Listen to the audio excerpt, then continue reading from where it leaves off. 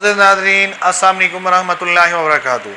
मैं हकीम कारी इरफान सईद आपकी खिदमत में हाज़िर हूँ।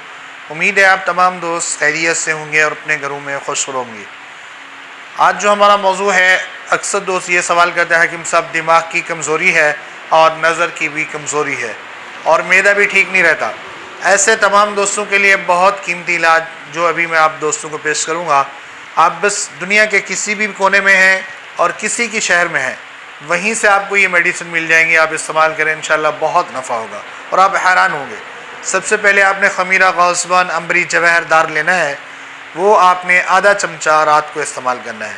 और इसके अलावा कुश्ता नुकरा किसी तबीब का बना हुआ तो बेहतर है, वरना आप हमदर्द का भी ले सकते हैं। एक चावल कुश्ता नुकरा सुबह निहार मुँह दूध से इस्तेमाल करें। और इसके अलावा गैस्ट्रोफोल सिरप आपने सुबह दोपहर शाम 2-2 चमचे इस्तेमाल करने।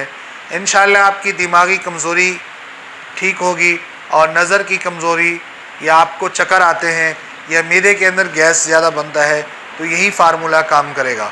और ये पूरी दुनिया के अंदर जहाँ से भी आप ये अद्वियात लेंगे आपको ज़रूर मिलेंगी। आप ख़ुद इनको लेकर इस्तेमाल करें, आपको बहुत नफ़ा होगा। जज़ाकल्लाह।